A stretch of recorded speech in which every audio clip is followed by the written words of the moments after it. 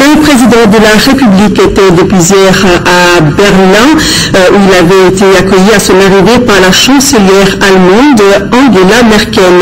Les deux personnalités ont ensuite eu un entretien de plus d'1 heure. Au centre des échanges, la coopération bilatérale et la situation au Mali.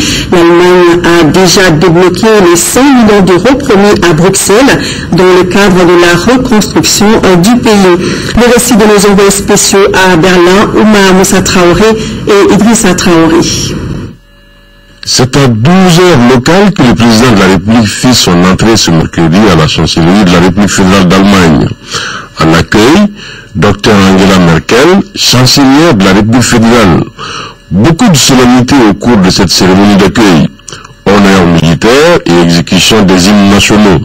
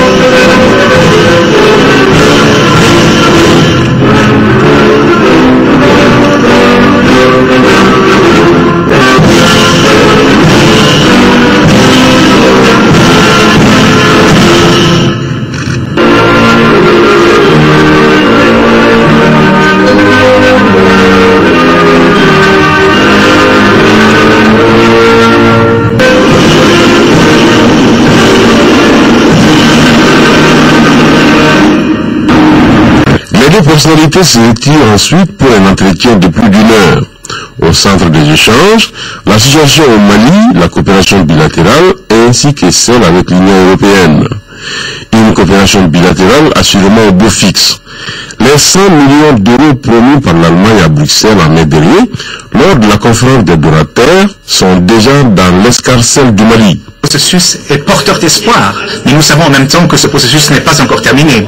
C'est la raison pour laquelle nous ne devons ménager aucun effort pour que la mission de formation militaire de l'Union européenne au Mali, qui forme les forces armées maliennes, réussisse, l'EUTM. Nous avons 4 bataillons ont déjà été formés par l'EUTM. Cependant, il a également été évoqué qu'il y avait un manque de matériel militaire et de machines, car il est évident que les soldats peuvent seulement accomplir la mission s'ils sont bien équipés. Et c'est aussi la raison pour laquelle le ministre de la Défense a aujourd'hui mené des entretiens à ce sujet au ministère de la Défense. Il s'agit dans un premier temps de l'équipement militaire classique et traditionnel. Donc il ne s'agit pas encore vraiment des armes ou du matériel non létal. Il s'agit plutôt de biens d'équipement tels que les véhicules et les biens de transport. Et le président Ibeka de fixer les règles de l'utilisation de cette manne financière. Dès les premières heures de notre libération, l'Allemagne a puissamment contribué par l'assurance d'une logistique qui était utile et sans laquelle rien n'aurait pu être entrepris. De cela, comme de toute la coopération avec notre pays, nous devions devenir le dire notre reconnaissance et notre souhait que cela puisse continuer dans un cadre de coopération bilatérale rénové, adapté, avec l'engagement à ce qui nous concerne au Mali, de faire en sorte que vous, mes amis allemands, ne soyez pas déçus. Ne soyez pas déçus parce que ce qui est arrivé au Mali est dû en large partie à la malgouvernance. Et cette malgouvernance, nous avons, mon équipe et moi-même, décidé d'en faire notre deuil. Nous avons besoin du respect, de la considération, de l'amitié du monde. Nous savons qu'aujourd'hui, en étant où nous sommes, cette amitié, cette considération, ce respect, nous ne serons dus qu'autant que nous soyons à hauteur de mérite. Les deux personnalités se sont ensuite prêtées aux questions des journalistes. Au total, c'est une Allemagne fortement engagée politiquement et financièrement aux côtés du Mali, dans cette phase délicate de sa reconstruction. À noter que cette étape d'Allemagne a mis fin au périple européen du président de la République. Ibrahim Boubacar Keïta a regagné Bamako en début de soirée. Nous reviendrons plus en détail sur cette visite du président de la République avec nos envoyés spéciaux dans nos éditions de demain. Le Premier ministre Oumar Tatamli a présidé hier la 8e session du comité mixte de suivi des réformes État-secteur privé. La session a fait le bilan des actions menées entre 2008 et 2013. Il s'agit notamment de la création de plus de 14 000 entreprises en 3 ans. Bon Traoré. Sur les 3 dernières années, le nombre d'entreprises créées au Mali dépasse les 14 000. Un chiffre révélé au cours de la 8e session du comité mixte de suivi des réformes État-secteur privé. À celui-ci s'ajoute la réduction du délai d'obtention du permis de construire de 208 jours à 165 jours et le taux d'imposition fiscale de 51,4% à 49,5%. Ce tableau est loin d'occulter les défis à relever. Nous avons parlé des problèmes de financement, nous avons parlé des problèmes de foncier. Nous avons parlé aussi des problèmes de l'habitat. Nous avons parlé des problèmes du commerce transfrontalier. Donc, il y a beaucoup de problèmes. Il y aura une autre réunion dans 3 mois. Nous allons parler de tous ces problèmes-là et de trouver une solution à tous ces problèmes. La 8e session du comité mixte État-secteur privé doit valider le plan d'action des réformes programmées de 2013 à 2014. Ce plan met l'accent sur la consolidation des acquis. De façon précise, la poursuite de l'informatisation du registre du commerce et du crédit immobilier, l'opérationnalisation du guichet unique électronique du commerce extérieur et la réduction du coût des facteurs des unités de production. Par le passé, le Mali avait réalisé beaucoup de réformes.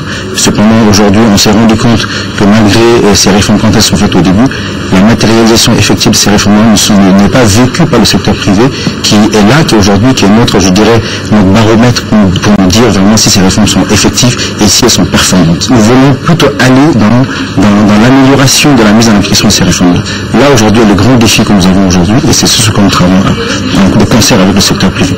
Les réformes initiées par le gouvernement visent à améliorer le climat des affaires au Mali. Il s'agit également de permettre au secteur privé de jouer pleinement son rôle de moteur de la croissance économique. Certains projets inscrits dans le programme d'action gouvernementale 2013-2018 seront soutenus financièrement par la Banque africaine de développement BAD. La BAD va donc investir dans les prochains jours 196 milliards de francs CFA, un portefeuille conséquent dans la relance de l'action gouvernementale. Responsables de la banque et gouvernement étaient en conclave cet après-midi à la primature pour discuter des secteurs d'intervention de la BAD dans notre pays. Fatoumata Komi. 300 millions d'euros, soit près de 196 milliards de francs CFA, c'est la somme que la Banque africaine de développement BAD entend investir dans notre pays. L'annonce a été faite au cours d'une réunion entre partenaires et gouvernements. Pour ce faire, certains domaines sont ciblés. La banque est connue pour travailler beaucoup sur le secteur des infrastructures. Nous allons continuer à travailler au désenclavement du Mali. En matière de transport routier, bien entendu, on va aussi continuer à travailler dans le domaine de l'énergie. Dans le domaine de l'amélioration de la gouvernance, nous allons continuer à renforcer ces actions dans le futur. Et enfin, je crois que nous allons attacher une importance particulière au développement du secteur privé. Les ressources dont on pourra disposer sont en ordre de grandeur. Ça correspond à quelque chose comme 300 millions d'euros sur les 3 prochaines années. L'État malien fonde beaucoup d'espoir sur cet accompagnement pour la mise en œuvre effective du programme d'action gouvernementale 2013-2018. La coopération entre la BAD et le Mali se porte très très bien. On vient de faire la revue du portefeuille des projets et programmes financés par la BAD au Mali. Et globalement, la situation est au-dessus de la moyenne, même s'il y a quelques projets qui ont des difficultés. Alors nous avons dressé la typologie des problèmes que ces projets sont confrontés et arrêté des solutions. Et comme vous savez, le Premier ministre a sous son autorité un comité interministériel qui connaît les problèmes et difficultés que les grands projets et programmes de développement financés par nos partenaires sont confrontés. Et dans ce cadre-là, il y a un des projets notamment qui a déjà été examiné et des orientations ont été données pour pouvoir améliorer leur gouvernance. Ce financement prend en compte également les projets existants non encore exécutés. Sur le communiqué de la Somagep SA, en raison des travaux programmés à la station d'eau de Dikoroni-Para, la Somagep SA informe ses abonnés de Dikoroni, Lafiabougou, Amdalaï, Sebemikoro, quartier du Fleuve, Badiala 1, 2 et 3, Samé, Tomokoro-Bougou, Nyarela et Nyarela complémentaires, Cité du Niger, Badala Est et Ouest, Daoudabougou, Kalabankura Sud, que des perturbations se feront sentir dans la distribution de l'eau potable dans la nuit du samedi 14 décembre de 22h30 à 3h du matin. La reprise du service normal pourrait intervenir éventuellement plus tôt que prévu. La Somagep SA compte une fois de plus sur la bonne compréhension et présente d'avance ses sincères excuses à son aimable clientèle. Ouverture ce matin à Bamako d'un colloque sous-régional sur la criminalité transnationale. Il s'agit pour les pays d'Afrique de l'Ouest de mutualiser leurs ressources dans la lutte contre le terrorisme sous toutes ses formes, donc aller vers une coopération judiciaire internationale. La cérémonie d'ouverture était présidée par le ministre de la Justice, représentant le Premier ministre. Reportage de Mona Diarra. Les experts de la justice de l'Afrique de l'Ouest sont réunis à Bamako pour 72 heures. Ils discutent de la criminalité transnationale, un phénomène qui constitue aujourd'hui une menace pour les pays de la bande sahélo-sahélienne et même au-delà. Le but est de mutualiser les efforts afin de mener une lutte implacable contre le terrorisme sous toutes ses formes. Les États doivent tout d'abord exprimer et partager leurs préoccupations sur la priorité qu'ils entendent accorder à la lutte contre l'impunité. Celle-ci est au cœur de notre action pour le renforcement de la démocratie et de l'état de droit. Les panélistes et hautes sommités de la justice africaine et francophone travaillent à approfondir leurs connaissances par rapport aux différents instruments internationaux adoptés et ratifiés par les pays africains. Les attentes principales du séminaire est de mettre sur la table les meilleures pratiques en matière de coopération internationale, de dégager les instruments internationaux formels et informels afin de s'assurer qu'entre nous, chacun des services de poursuite et les États, nous pourrons lutter efficacement contre la criminalité organisée transnationale. Le choix du Mali pour l'organisation de ce colloque a tout son sens. Et ce n'est pas pour rien que le ministre de la Justice a rappelé les tristes événements survenus dans le septentrion malien du fait des narcotrafiquants. Trafic de drogue, crime organisé, violation des droits de l'homme, trafic illicite d'armes, amputation, flagellation, portant ainsi atteinte à l'intégrité physique des personnes. Pour que de tels actes ne se répètent plus, la coopération judiciaire internationale est plus que nécessaire. La coopération judiciaire pénale est une coopération très importante. Il faut donc retirer aux terroristes, aux délinquants, ce genre de facilitation qu'on retrouve dans les procédures nationales. La lutte contre l'impunité, c'est l'installation de l'état de droit. Lorsqu'on s'installe dans un état de droit et que les institutions sont solides et bien appuyées, c'est dans ces conditions que l'on peut lutter contre l'impunité. Pour donc avoir une vision large de la notion d'impunité, une bonne dizaine de thèmes seront développés par les spécialistes, parmi lesquels le crime organisé, la délinquance économique et financière et la lutte contre la corruption et le blanchiment d'argent. De ce colloque devront sortir des recommandations et conclusions pertinentes dont l'application devrait être censée asseoir une paix durable en Afrique. Le rôle du protocole facultatif à la Convention contre la torture ou autres peines, au traitement cruel, inhumain ou dégradant, le sujet est au centre d'une rencontre internationale ouverte ce matin à Bamako. Les experts devront faire des propositions pour, entre autres, éviter le surpeuplement dans les prisons. Compte rendu de Abdelkarim Kaba.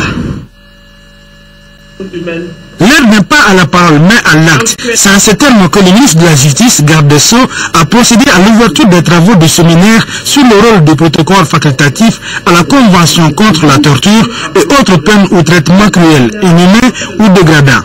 Les prisonniers sont privés de leur liberté, mais ils ne doivent pas être privés de leurs droits. Les prisons dans nos pays, on voit combien la tâche est immense de ramener les conditions de détention à un niveau minimum des standards internationaux, tant les conditions de vie sont infrahumaines, tout simplement. Je crois qu'il est même difficile de les décrire, parce que précisément, il est difficile de les imaginer. Le protocole facultatif à la Convention contre la torture et les traitements cruels, inhumains et dégradants, OPCAT, est précisément l'un des rares instruments internationaux dotés d'un mécanisme de contrôle dans l'État partie. L'atelier de concertation a pour but de sensibiliser et prévenir les cas de torture au Mali. Il s'agit pour nous de voir la mise en œuvre de l'OPCAT. L'OPCAT, c'est ce texte international que le Mali a ratifié depuis 2005. Il s'agit de voir est-ce que le Mali a mis en œuvre ce texte-là qu'il a ratifié. Ce texte dit quoi? Ce texte dit les pays qui ratifient ce document doivent mettre en place un mécanisme national de prévention de la torture. Le surnombre dans les lieux de détention, les commissions de l'administration pénitentiaire, bref, tous les points relatifs aux insuffisances constatées dans les lieux de détention ont été évoqués. Séminaire africain du groupe Orange consacré au service de mobile agriculture. Il s'agit de rendre disponibles les informations sur les marchés de denrées et du bétail pour améliorer la productivité et accroître les revenus des paysans. À Bamako, les délégués du groupe du Niger, de la Côte d'Ivoire et du Mali évaluent l'expérience qui remonte à 2011. Les travaux ont été ouverts par le ministre de la Communication et des Nouvelles Technologies de l'Information. Moïse Traoré. Le séminaire M-Agri comme mobile agriculture regroupe des délégués du groupe Orange de la Côte d'Ivoire, du Niger et du Mali. Il s'agit d'évaluer l'offre des services mobiles pour le monde rural dans ces pays, au Ghana et à Madagascar. L'impact positif des nouvelles technologies et du mobile dans la productivité du secteur agricole n'est plus approuvée. C'est la raison pour laquelle, par exemple, Orange Mali continue à développer son réseau partout en zone rurale et déjà actuellement, c'est 85% de la population et des villages qui sont couverts. Les services M-Agri fournissent vocalement ou par SMS des informations relatives, par exemple, à la disponibilité de denrées ou au prix du bétail. Une offre tout à fait pertinente devant des défis tels la faiblesse de la productivité et le manque de financement. Ce séminaire dédié aux services de mobile agriculture permettra de poser les jalons de ce que les technologies de l'information et de la communication peuvent apporter au secteur de l'agriculture en contribuant à améliorer les revenus des agriculteurs, à accroître leur productivité et renforcer de manière globale la chaîne de valeur agricole.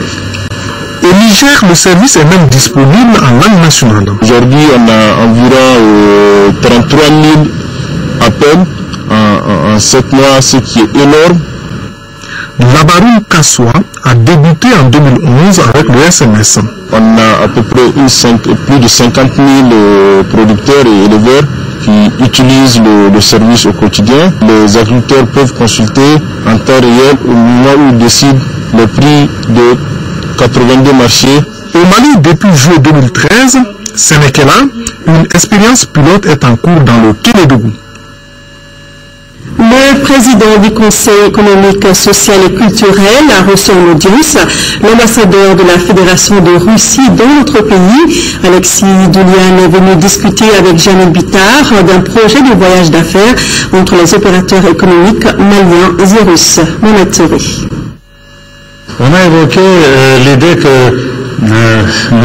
sur laquelle nous travaillons ensemble avec le président Bitar, l'idée du voyage d'affaires qu'une délégation du Conseil économique, social et culturel du Mali pourrait faire en Russie pour établir les contacts et la coopération avec un organisme à peu près correspondant à son rôle en Russie, qui est la Chambre sociale, Общественная палата en Russie, et qui a manifesté son intérêt et sa disponibilité à accueillir la délégation malienne, justement pour établir ces liens de coopération. À mon avis, à l'avis du président, on a été tout à fait d'accord pour constater qu'il s'agit vraiment d'une visite très importante qui pourrait servir à relancer notre coopération, nos liens traditionnels dans différents domaines, surtout dans le domaine économique, culturel, celui de l'enseignement, pourquoi pas peut-être celui de la sécurité et beaucoup d'autres, mais c'est les contacts à haut niveau qui quand même servent à dynamiser les relations. Donc je me félicite de l'intention qui est toujours maintenue par le président et son entourage de préparer cette visite. Pour des raisons budgétaires, on la remet au début de l'année prochaine, mais je suis confiant que ce grand projet, qui a beaucoup d'importance à nos yeux, à tous les deux, va se réaliser. Le maintien de la stabilité macroéconomique au Mali sur 3 ans et les nouveaux programmes économiques convenus entre le gouvernement du Mali et le FMI, voilà entre autres sujets traités lors de la journée d'information du FMI à l'intention des membres du Conseil économique, social et culturel. Retrouvons Mohamed Touri. Informer et discuter du nouveau programme de financement du Fonds monétaire international au bénéfice du Mali, c'est l'objet de cette journée d'information animée par le représentant résident du FMI au Mali. Il s'agit d'éclairer les membres de la Commission économique et financière du Conseil économique, social et culturel sur les différents programmes et projets en cours d'exécution et ceux en perspective. Nous sommes en position d'accompagner le gouvernement du Mali pour les 3 ans qui viennent, dont le maintien de la stabilité macroéconomique et sa programme de réforme de gestion finances publiques. Ça, c'est un rôle que la FMI aime jouer, c'est de donner aux autorités un cadre pour le maintien de la stabilité macroéconomique et avancer sur leur programme de réforme. Le Conseil économique, social et culturel est conformément à la Constitution un organe de consultation sur tous les projets de loi intéressant la vie de la nation. D'où l'intérêt pour le FMI de procéder à cette journée d'échange et d'information. Il s'agit à travers cette journée d'édifier les participants en premier lieu sur le nouveau programme économique convenu entre le gouvernement malien et le FMI et en second lieu sur les perspectives économiques régionales du Fonds monétaire international. Le représentant résident du Fonds monétaire international a dans un exposé d'1 heure fait le point des projets et programmes de son institution au Mali. Les avantages, les acquis et les perspectives ont fait l'objet de discussions de plus de 2 heures d'horloge, ce qui dénote de l'intérêt du Fonds pour le Conseil et celui des membres du Conseil pour l'avenir de notre pays. Page élections. Dans le cadre des élections législatives, le gouverneur du district de Bamako invite le coordinateur des centres de vote du district absent à la formation de ce jeudi de bien vouloir prendre part à la session spéciale organisée à leur intention demain, vendredi 13 décembre à partir de 9h dans la salle de conférence du gouvernorat assise à l'ACI 2000. Le gouverneur du district de Bamako sait pouvoir compter sur la présence de tous les coordinateurs. Les candidats du SNID face au Yiriwaton au 2e tour des législatives à Kolokani ont tenu ce mercredi à la maison des jeunes de la ville un meeting de campagne. Une occasion pour les 3 candidats en lice dans le Ouélédougou de revenir sur leurs ambitions. Isaac Tino. Les candidats de SNID face au Yiriwaton se sont donné rendez-vous à Kolokani pour mobiliser davantage les citoyens du Ouélédougou à sortir massivement pour soutenir Soungalo Diarra, Dauphin Koulibaly et Ismaël Ba pour ce 2e tour. La maison des jeunes de Kolokani a été choisie à cet effet. C'est dans une ambiance de fête soutenue par des applaudissements que les candidats ont fait leur entrée. Plusieurs intervenants se sont succédés sur le podium pour convaincre ceux qui n'ont pas voté ou ceux qui ont opté pour d'autres listes au premier tour. Place ensuite faite aux candidats avec comme porte-parole Soungalo Diarra. Ce dernier a expliqué la vision du groupe pour un meilleur devenir du pays en général et de Kolokani en particulier. Je demande à toute la population de Kolokani, des 10 communes de Kolokani, de sortir massivement, voter pour la liste SNID à Kolokani aussi.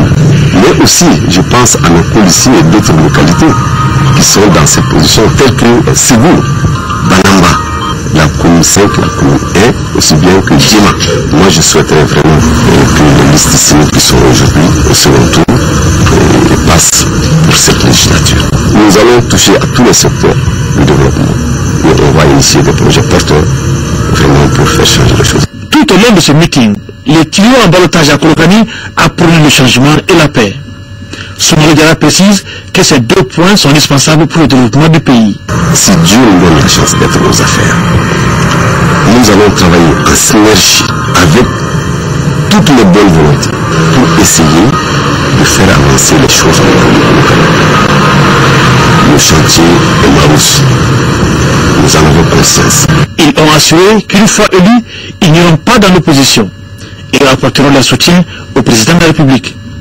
À Kolokani, la liste Sénite Faso Yiriwaton bénéficiera du soutien de plusieurs autres partis tels que l'URD, l'ADP Mariba, UMOMA et CODEM.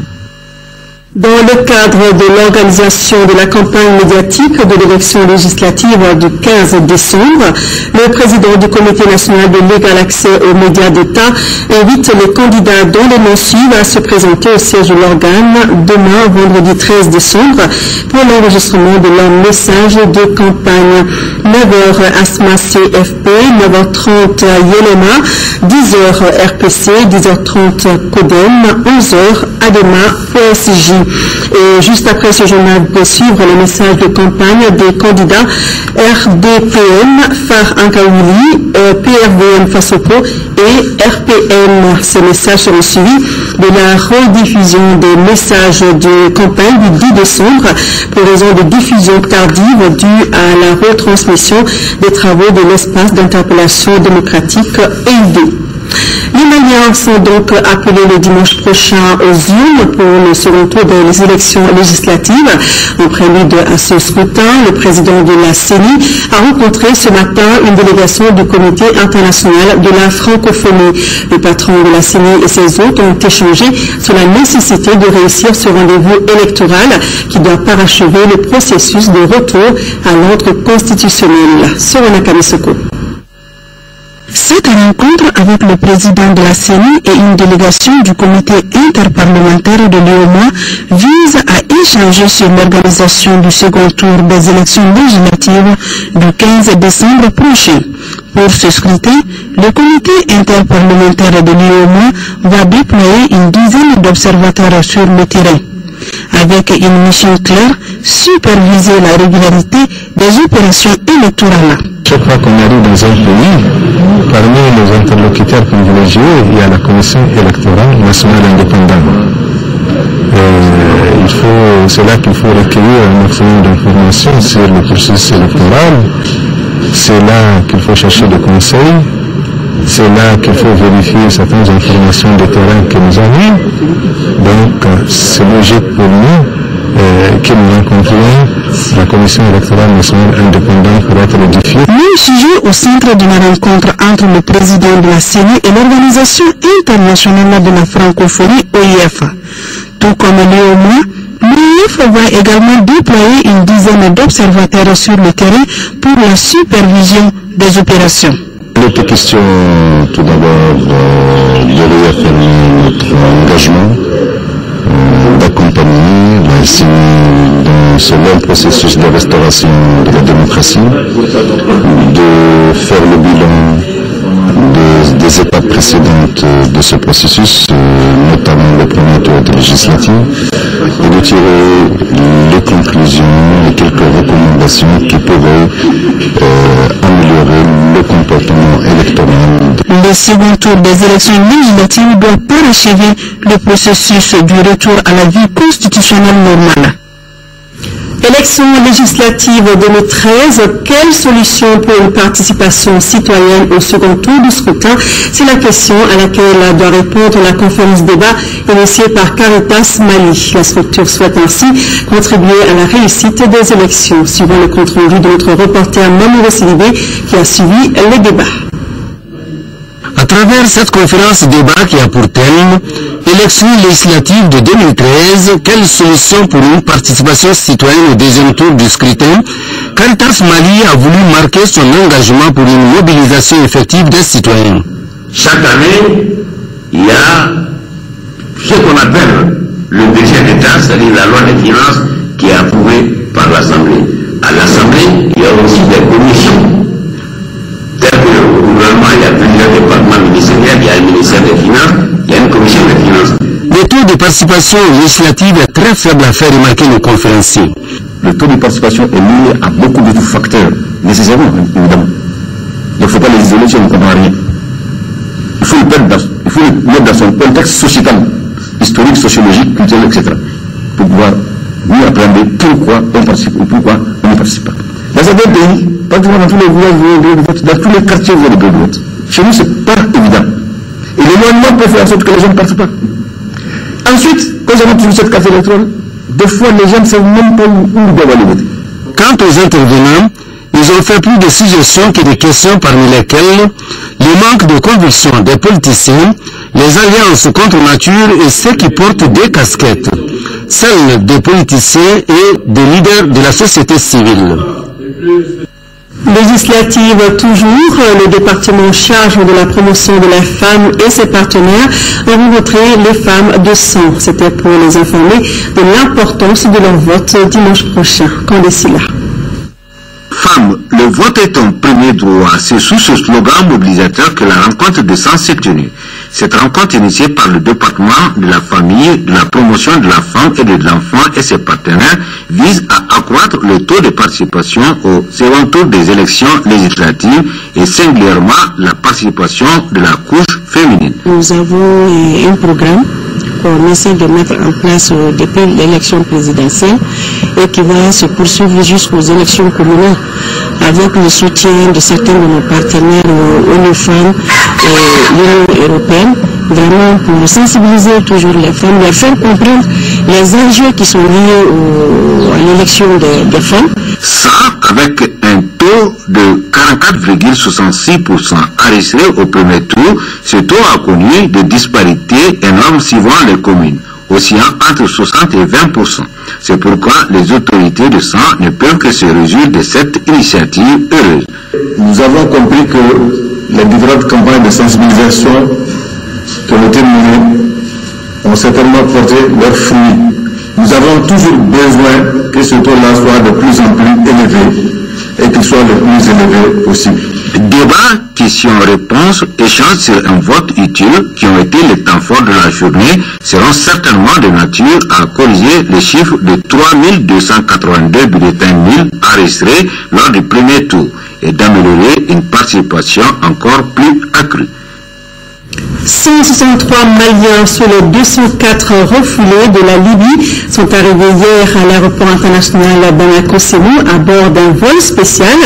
À l'accueil, le ministre de l'Énergie et de l'Hydraulique a rappelé à ses compatriotes dans un langage franc les conséquences de l'immigration. Message qui semble avoir été bien compris par le candidat malheureux à l'immigration. Yarou Pérou était à l'accueil, sans reportage.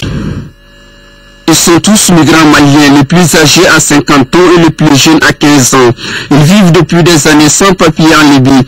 L'exemple de Karim Dambélé est bouleversant.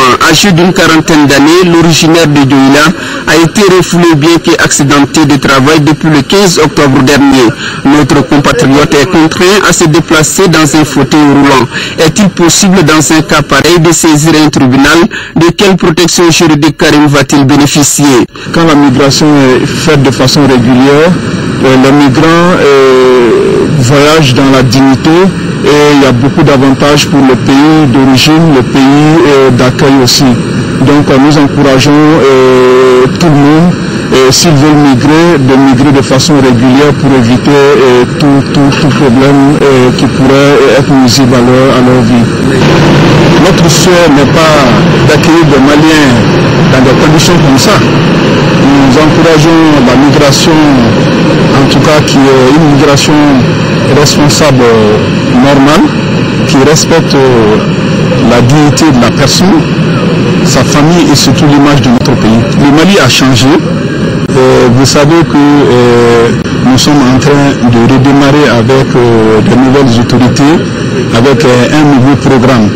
Et je suis certain que le programme que nous avons nous permettra en tout cas d'insérer ces Maliens. Nous avons besoin de ces bras valides. Et ce qui est certain, je crois qu'ils ne vont pas regretter leur retour au Mali. La protection civile veille sur les 163 refoulés. Ils seront hébergés pendant 72 heures au centre de transit de Sogoniko en commune 6 du district de Bamako. Les médecins de l'Organisation internationale pour les migrations et leurs collègues nationaux effectueront sur chacun des refoulés des analyses médicales nécessaires à l'hôpital du Point G. D'autres Maliens qui se trouvent dans les mêmes conditions que ceux-ci en Libye sont attendus au Mali dans les jours qui viennent. Une source du département des Maliens de l'extérieur révèle que 150 vols de ce genre ont été programmés en direction du Mali depuis le début de la crise libyenne à aujourd'hui. Le gouverneur du district 83 à 1 du Lions Club International en séjour au Mali a rencontré les membres de son association au centre des échanges, l'état de Lions Club dans notre pays et les stratégies pour la reconstruction des clubs. Le gouverneur en a profité pour remettre au nom de son organisation des dons estimés à 12 millions de francs CFA au ministre chargé des Affaires humanitaires, Agali Agissa. Intronisé pour la période 2013-2014, le gouverneur du district 403 A1 du Lions Club International entend reconstruire son organisation. C'est dans ce cadre qu'il est au Mali pour constater et visiter l'état de fonctionnement des clubs affiliés. J'ai visité les clubs du Mali et j'ai trouvé des lions engagés. Mais à côté de cela, j'ai trouvé aussi des clubs qui sont un peu, j'allais dire, à la traîne.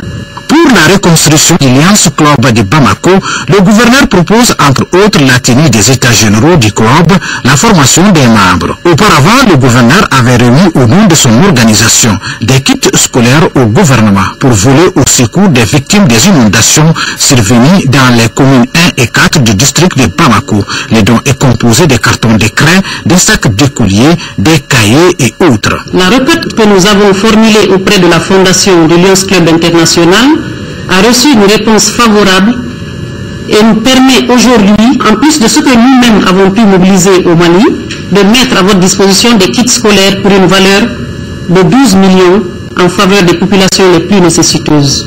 Nous aider dans le premier trimestre de l'année scolaire avec des kits est de ce point de vue-là fort important, fort judicieux. Soyez-en remerciés. Le Lions Club International est une organisation à but humanitaire.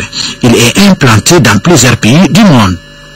Les responsables du bureau de coordination des affaires humanitaires de la MINUSMA étaient ce matin face à la presse. Il s'agissait de partager avec les journalistes leurs préoccupations sur la situation humanitaire au Mali. Reportage de Mando Dambélé. La situation humanitaire au Mali consécutive aux événements de 2012 préoccupe plus d'un. Elle se traduit par une crise humanitaire et nutritionnelle, le déplacement de plusieurs personnes, l'accès limité aux services sociaux de base et des contraintes opérationnelles de tout genre. Les Nations Unies, tout comme les autres partenaires du Mali, interviennent à plusieurs niveaux selon des stratégies spécifiques. Objet de la présente conférence. C'était une opportunité de partager avec les journalistes ici à Bamako la situation humanitaire pour échanger sur les préoccupations que nous avons et aussi les préoccupations des Maliens. Donc pour nous c'était une opportunité, comme je dis, pour échanger cette information. Dans sa vision, le Bureau de coordination des affaires humanitaires de la MINUSMA entend appuyer le ministère du Travail et de l'Action humanitaire dans ses efforts pour le retour des déplacés. D'abord, on veut travailler étroitement avec eux pour élaborer cette stratégie et on va ensemble cibler ce que j'ai dit, le retour de réfugiés, le retour de déplacés, l'appui pour la population qui est restée. On est préoccupé par la situation de la production agricole qui était en baisse cette année. Selon le conférencier, le plan de réponse élaboré par les acteurs humanitaires devrait être lancé au début de février 2014.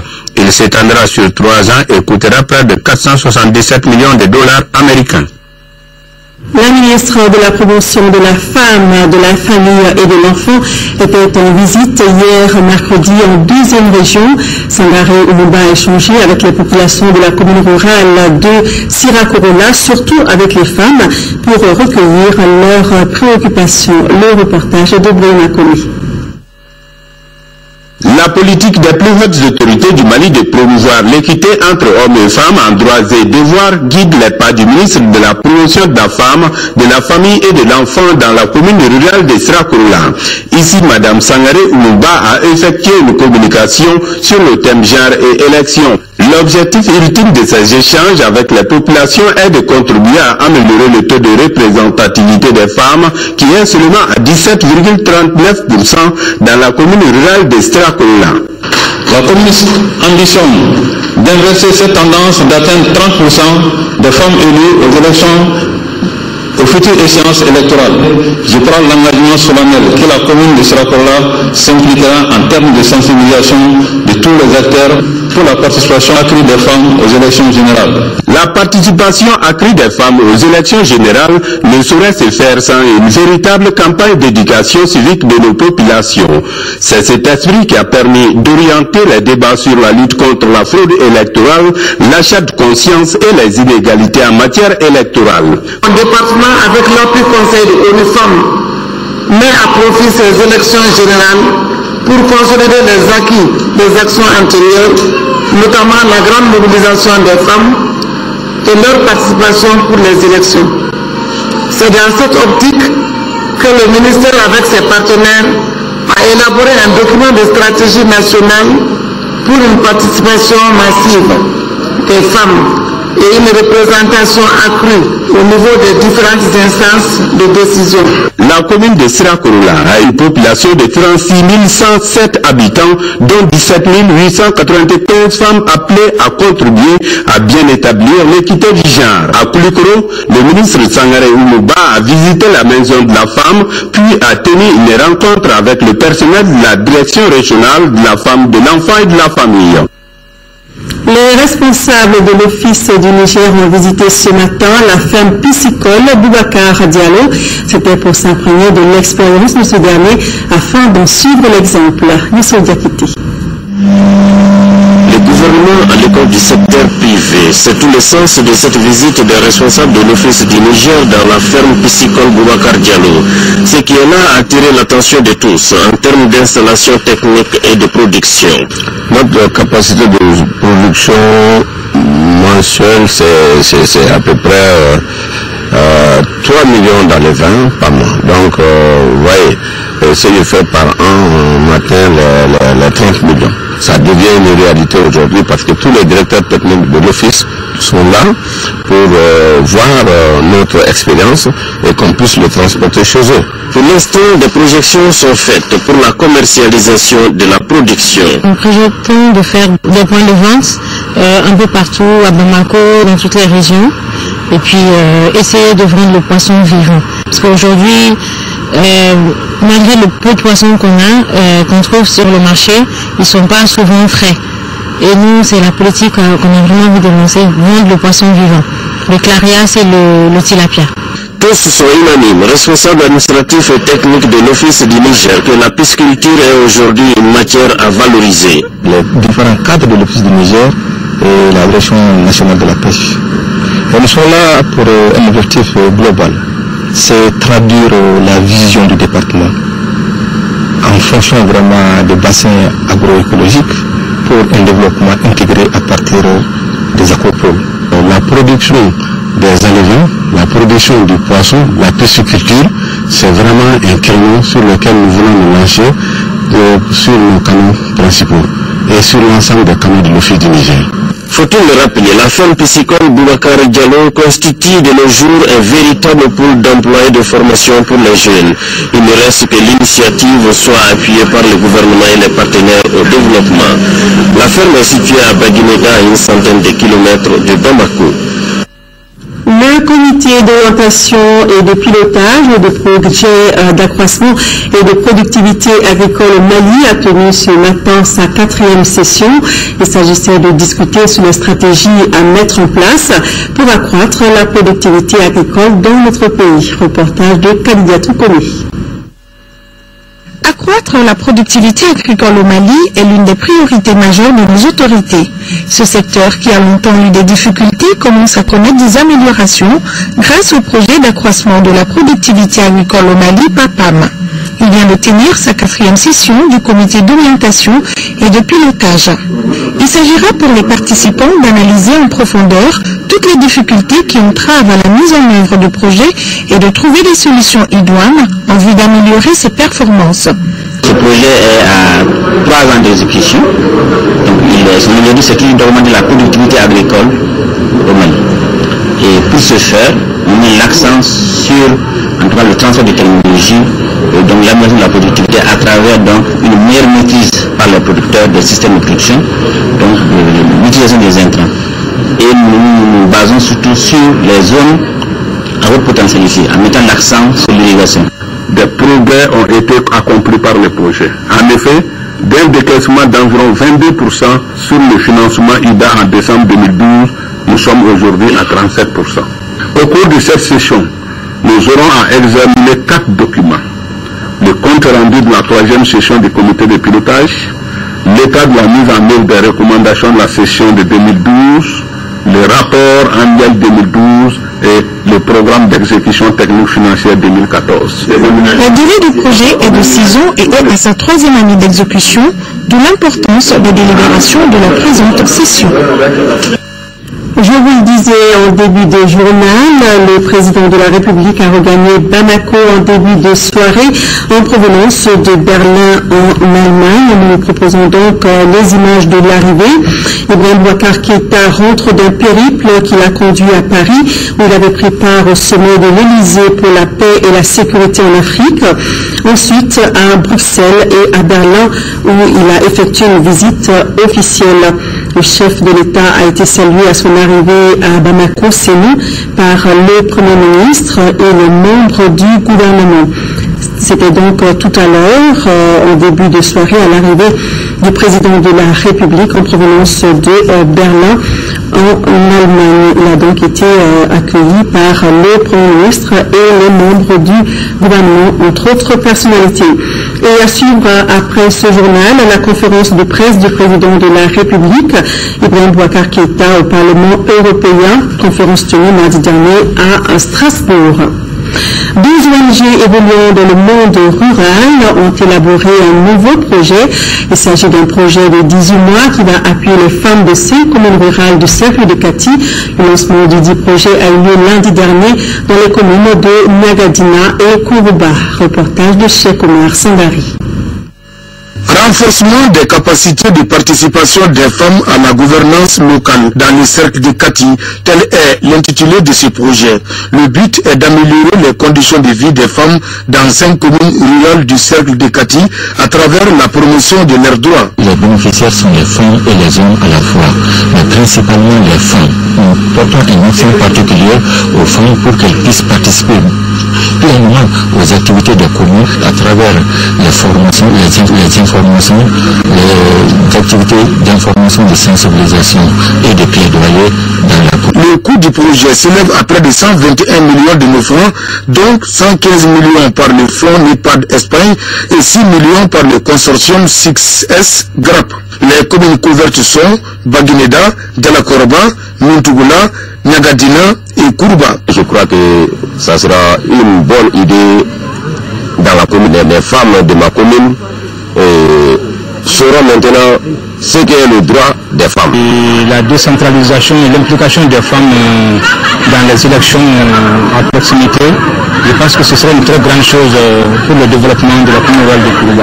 Le projet ainsi lancé pour une durée de 18 mois est une contribution à l'atteinte des objectifs du millénaire pour le développement qui prend en compte la promotion des droits des femmes.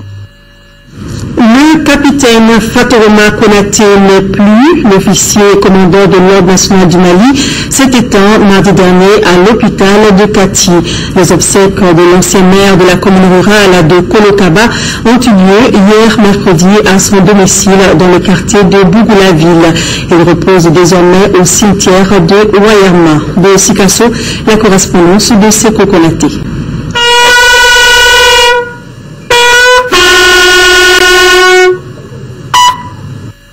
Né le 25 mars 1938 à Kolokoba, dans l'ancien de Sikasso, Fatoroma Konaté a embrassé très tôt le métier des armes. Incorporé dans l'armée française en 1957, il retrouvera l'armée malienne en 1961. De cette date, en 1992, année où il fera valoir ses droits à la retraite, l'homme avait gravé les échelons militaires. Il servira successivement à l'état-major, au bureau des effectifs, avant d'être chef de poste de l'Amirabokan, officier de garnison à Seware, commandant de compagnie à Kaï et à Sikasso jusqu'en 1992. Il quitte la vie militaire pour retrouver la vie politique. Il assurera 2 mandats à la tête de la commune rurale de Kolokoba, chevalier de l'ordre national du Mali en 1972, commandeur en 2003. Ses compagnons d'armes et civils retiennent de lui sa rigueur. Le capitaine Kouyaté fut d'abord pour moi un instructeur. Et à ce titre, il était un vrai guide pour nous, qui avait le sens d'écoute et qui était rigoureux, non seulement sur sa propre personne, mais avec le service. Il était ponctuel au service et il a tout donné pour ce pays. Ce professeur est bon.